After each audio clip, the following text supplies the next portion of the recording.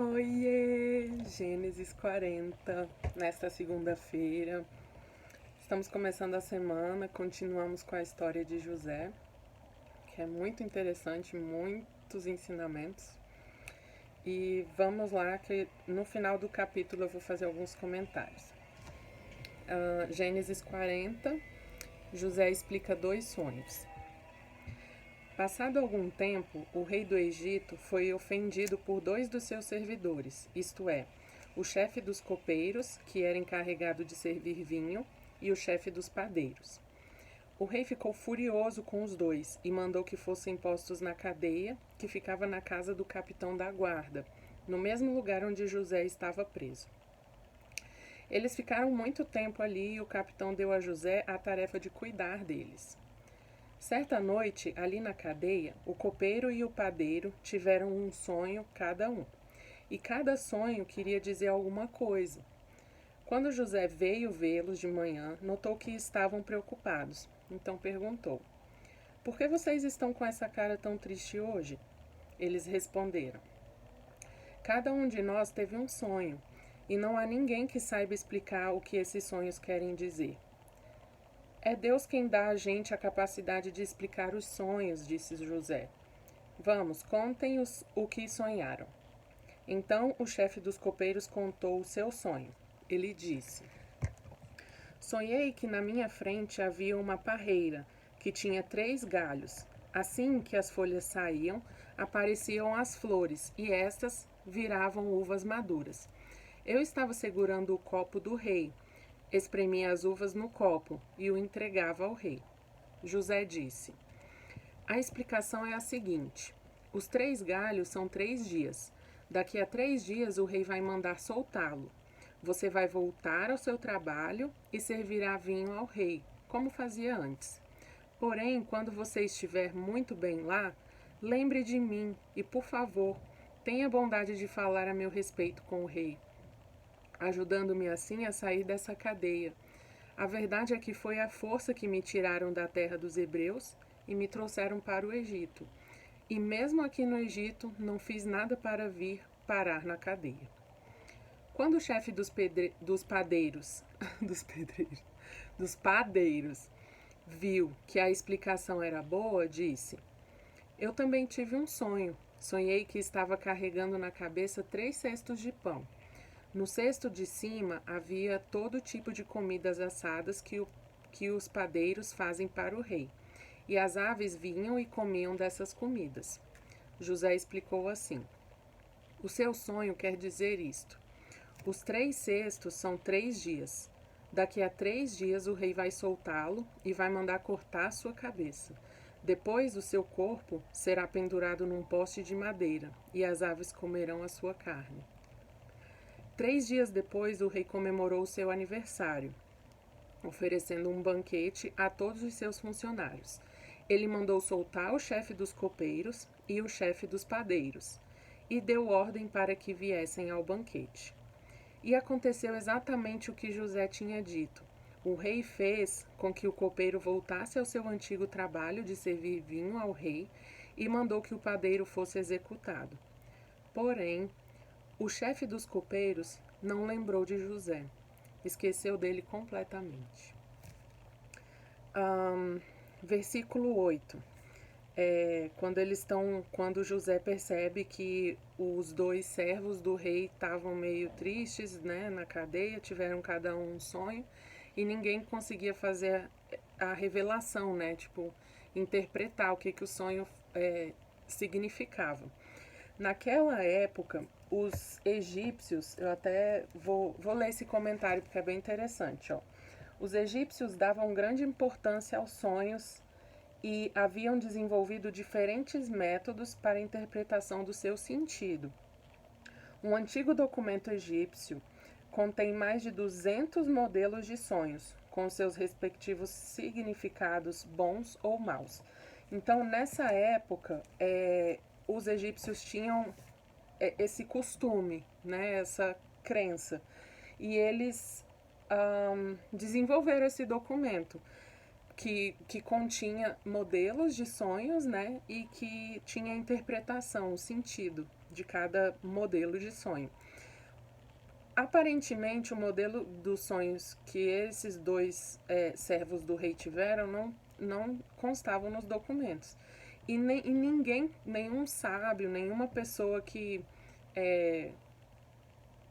poderia dar alguma interpretação, que tivesse algum conhecimento desse tipo de coisa, não conseguia explicar o que aquilo significava. E quando José perguntou, eles responderam: ninguém está conseguindo dizer para a gente o que os nossos sonhos significam. Aí José falou uma coisa: é Deus quem dá a gente a capacidade de explicar os sonhos. Tudo que a gente tem vem de Deus, gente. Tudo que a gente sente, tudo que a gente, tudo que vem no nosso interior vem de Deus. Vem de Deus ou da permissão dele, tá? Continuando, eu queria comentar o versículo 23 também, que fala: depois que o padeiro e o copeiro voltaram, né, saíram da cadeia, e o padeiro foi morto, né, e o copeiro voltou aos seus trabalhos, ele nem se lembrou do José, né? E fala assim, o versículo 23: porém o chefe dos copeiros não lembrou de José, esqueceu dele completamente.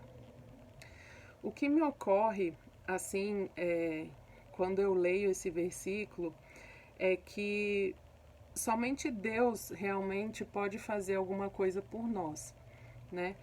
E, inclusive, a vontade que alguém sente de nos ajudar, de nos abençoar com alguma coisa, ajudar num projeto, enfim, vem de Deus também essa vontade, né? Às vezes Deus permite que uma pessoa que a gente ajudou, quando ela chega numa posição que poderia nos ajudar também de volta, às vezes Deus permite aquela pessoa nem se lembrar que recebeu a nossa ajuda, porque na verdade a gente tem que entender que quem nos abençoa é Deus, não são homens, não são pessoas. E as pessoas que nos abençoam, elas são inspiradas por Deus para fazerem aquilo pela gente. Eu quero ler um versículo para vocês que está em Filipenses 2, versículo 13, que confirma isso, né? Que essas vontades, né, elas vêm de Deus. E o versículo fala o seguinte: porque Deus é quem efetua em vós tanto o querer como o realizar, segundo a sua boa vontade. Então, quando a gente está alinhado com Deus e a gente entrega a nossa vida, né, a gente reconhece que Jesus é o nosso Salvador, a gente tem a semente de Jesus em nós, a gente tem o próprio Deus dentro da gente. Então, com isso, vem tudo de bom que Deus é. A gente, às vezes, a nossa humanidade, né, impede que algumas coisas fluam, né? Mas está tudo ali, a essência do bem, do Senhor, de Deus, está ali dentro da gente. E quando a gente se alinha, quando a gente procura realmente dar voz, dar vida para isso que a gente aceitou no nosso coração, a partir do momento que Jesus se torna o nosso Salvador, a gente o reconhece, né? A nossa vontade se alinha com a de Deus e Ele vai nos guiando. Ele guia a nossa vida conforme os planos dele, que são melhores do que os nossos. Deus, ele sonha para nós, os filhos dele, coisas lindas que a gente sequer consegue imaginar. Coisas que a gente não tem capacidade de imaginar o que Deus pode fazer por nós. Porque Ele é Deus, Ele é supremo, Ele é soberano. Então, peça para Deus, sabe? Ore, peça a Deus que o seu coração esteja alinhado com a vontade dEle. Porque quando isso se encaixa, quando se alinha, a gente passa a querer a vontade de Deus para nós. E ela sempre vai ser boa, perfeita e agradável. Tem coisa melhor do que a gente querer o que é melhor pra gente? Querer o que Deus planejou pra gente? Eu acho que não, gente. Então, eu encerro essa segunda-feira com esse capítulo e com essa reflexão e com essa sugestão de oração, né? Peça a Deus que os seus sonhos, que os seus desejos, que o seu íntimo esteja alinhado com a vontade de Deus, para que ela te guie para o caminho certo, para onde você tem que estar. Hora e local onde você deve estar, sabe? É isso, gente. Espero que Deus abençoe a semana de vocês, que a nossa semana seja muito abençoada, muito produtiva. Até amanhã, se Deus quiser.